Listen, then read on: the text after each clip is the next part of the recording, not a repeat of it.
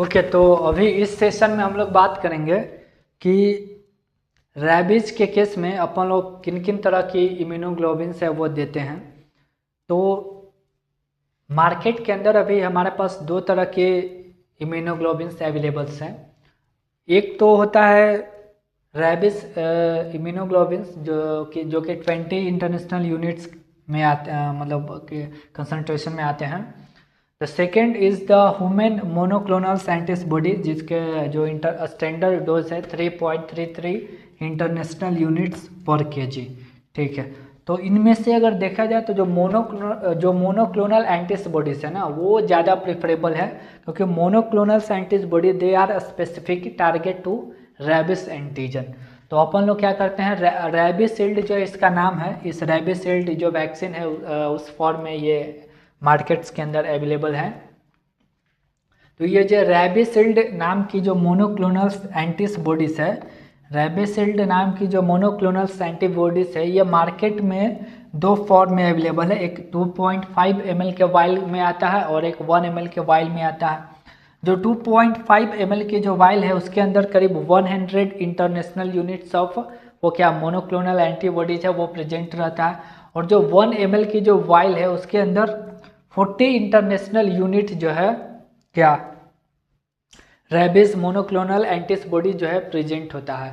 तो let suppose हम लोग एक केस डिस्कशन करते हैं। अगर हमारे पास एक बच्चा आता है जिसका वेट जो है 20 kg है, तो अगर कोई बच्चा आता है जिसका वेट 20 kg है तो अपने को कितना इंटरनेशनल यूनिट्स मोनोक्लोनल एंटीबॉडीज की रिक्वायरमेंट पड़ेगी?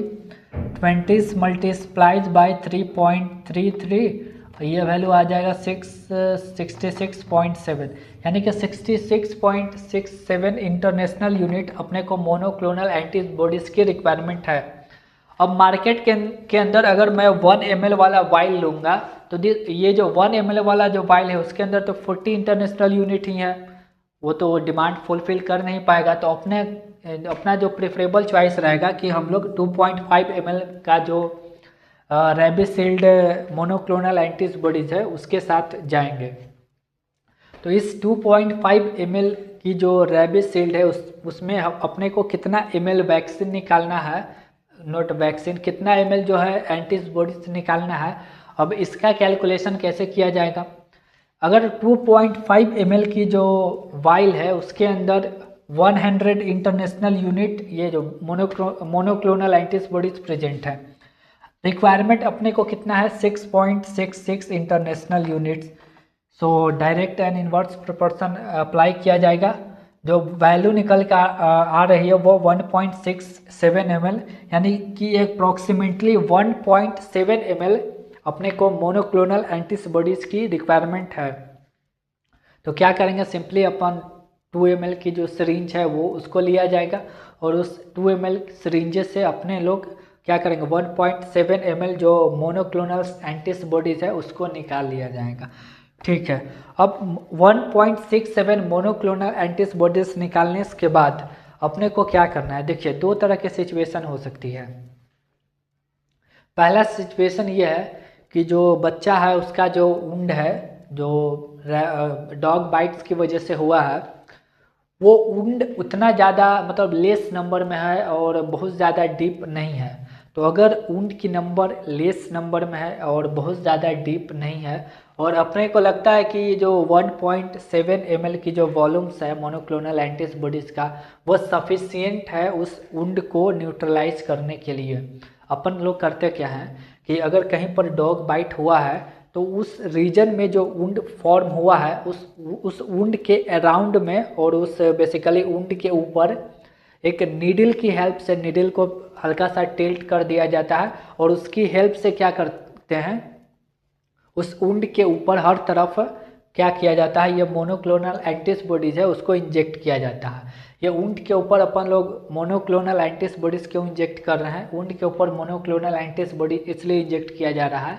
क्योंकि ज़्यादातर जैसे जब डॉग बाइट्स होगा तो उस समय जो रेबिस वायरस होगा वो मोस्टली वो जो वुंड है उसी के अराउंड रहता है। तो हमारा फर्स्ट प्रेफरेंस ये रहता है कि वुंड के अराउंड जितने भी रेबिस वायरस प्रेजेंट है उसको पहले अपन लोग न्यूट्रलाइज कर दे, यानी कि डिस्ट्रॉय कर दे।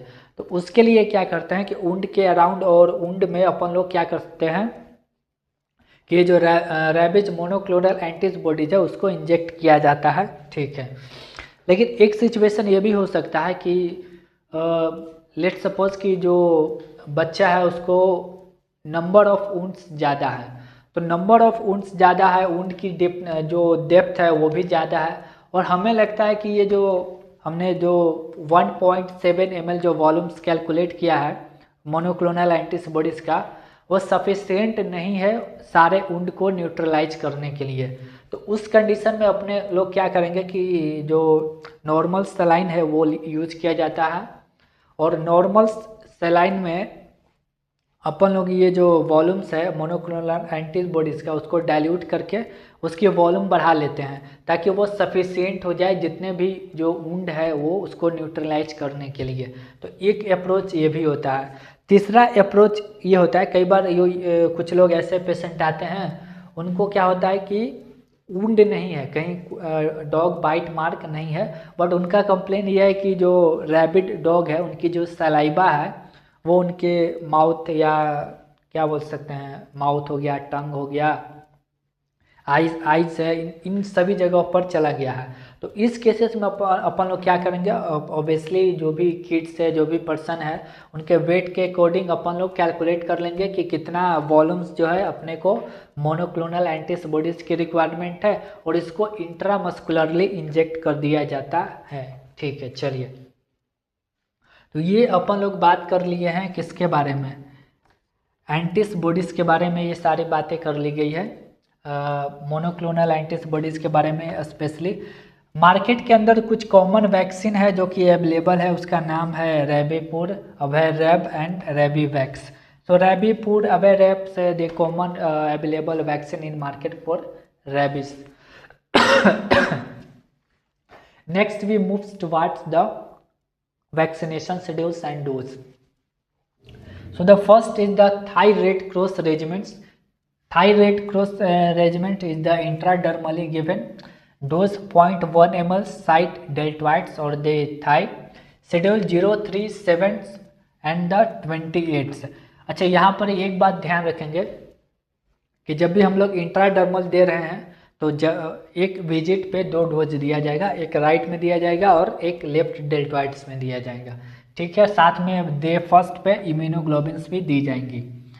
The second is Essen regimen, route of administration intramuscular 0.5 ml या 1 ml डेल्टॉइड या anterior aspects of the thigh में दे सकते हैं अगर बच्चे की एज लेस देन 2 ईयर्स है।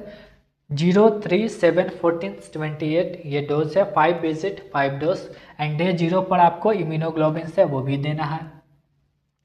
तो थर्ड है उसको बोलते हैं जैग्रीव रेजिमेंट्स, इंट्रामस्कुलरली दिया जाता है 0.5 ml या 1 ml जो भी वाइल मतलब अवेलेबल है उसके अकॉर्डिंग देंगे, डेल्टॉइड और थाई में दिया जाएगा 0, 3, 21 डेज। यहाँ पर इस जैग्रीव रेजिमेंट में क्या है ना कि जो मेजर डिफरेंस है ईसन रेजिमेंट का, कि ईसन रेजिमेंट्स में 5 विजिट 5 डोज इसको प्रेफर करते हैं। यहाँ पर ही जब पेशेंट डे 0 पर ही अपने लोग क्या करते हैं कि 2 वैक्सीनेशन लगा देंगे, एक राइट इंट्रामस्कुलर देंगे, एक लेफ्ट इंट्रामस्कुलर इंजेक्शन देंगे, और साथ में उसके साथ इम्यूनोग्लोबिन देंगे। इम्यूनोग्लोबिन का इंजेक्शन नहीं लगाएंगे, point to be noted. Immunoglobulin वहाँ पर ही दिया जाएगा जहाँ पर ही वुंड मार्क है, यानी वुंड कट है। तो ये मतलब पोस्ट एक्सपोजर शेड्यूल्स है। पोस्ट एक्सपोजर शेड्यूल्स के बाद एक और शेड्यूल के बारे में बात डिस्कस कर ले रहे हैं, प्री एक्सपोजर। सो प्री एक्सपोजर में कुछ नहीं करना है, यहाँ पर ही अपने को डे 0 और डे 7 2 वैक्सीनेशन देनी है, और यहाँ इम्यूनोग्लोबिन्स नहीं दिया जाता है। क्यों नहीं इम्यूनोग्लोबिन्स दिया जाता है? क्योंकि उसको रैबिट मतलब कोई रैबिट डॉग ने बाइट नहीं किया है, और 0 to 7 डेज का जो ड्यूरेशन होता है इस टाइम में ऑलरेडी एंटीबॉडीज़ का फॉर्मेशन बॉडी में हो जाता है, तो कोई रिक्वायरमेंट नहीं है प्री एक्सपोजर में इम्यूनोग्लोबिन्स देने का।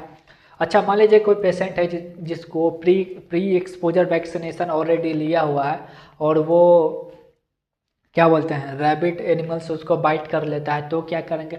तो भी सेम प्रोसेड दिया जाएगा, एक वैक्सीन दिया जाएगा 0 डेज पे, दूसरा दिया जाएगा 7 डेज का, 7 डेज पर। क्या इस केस में हम लोग इम्यूनोग्लोबिन देंगे? बिल्कुल नहीं, कोई रिक्वायरमेंट नहीं इम्यूनोग्लोबिन देने का, क्योंकि वहाँ बॉडी के अंदर ऑलरेडी इम्यूनोग्लोबिन फॉर्म हुआ है। लेकिन अगर आपका मन है तो आप दे भी सकते हैं, जहाँ वुंड है वहाँ पर दे दिया जा सकता है।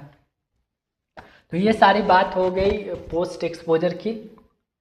अब एक लोकल एक्सपोजर के बारे में बात कर लेते हैं कि क्या हो गया।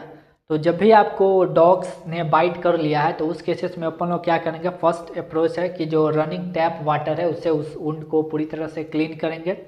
फिर जो सॉप है उससे उस चीज़ को, वुंड को क्लीन किया जाएगा। और इस केसेस में अपन लोग क्या कर सकते हैं कि जो स्टिचिंग है वुंड की वो नहीं करते हैं। क्यों नहीं सूचरिंग करते हैं? सूचरिंग इसलिए नहीं किया जाता है क्योंकि सूचरिंग के दौरान पॉसिबिलिटी ये है कि जो एंटीजन है, आई मीन रेबिस वायरस है, वो इंटरनल ऑर्गन तक, मतलब बॉडी के इंटरनल साइड तक चला जाए। तो इस वजह से सूचरिंग को हम लोग जनरली प्रीफर नहीं करते हैं। एटलीस्ट 24 आवर तक तो सूचरिंग नहीं करना होता है। तो ये सारे चीज़ें डिस्कस, एक कैटेगरीज के बारे में डिस्कस कर लेते हैं। कैटेगरीज 1 में क्या होता है कि अगर कोई पेशेंट है जिसको सिर्फ रैबिड एनिमल्स ने लीक कर रखा है, तो उस केसेस में क्या होता है, कुछ नहीं किया जाता है, just local treatment, wound washing किया जा सकता है। सेकेंड क्या है कि अगर माइनर स्क्रैच है बट ब्लीडिंग नहीं है, तो local treatment plus anti rabies, no any requirement of giving immunoglobulin. And the third which is the most important, ज़्यादातर पेशेंट इसी कैटेगरीज में आते हैं। तो अभी जो जितने भी चीज़ें डिस्कसेस किया गया वो थर्ड कैटेगरीज के लिए ही है। ओके, सो आई होप आपको समझ में आया होगा lecture. Welcome back in new series.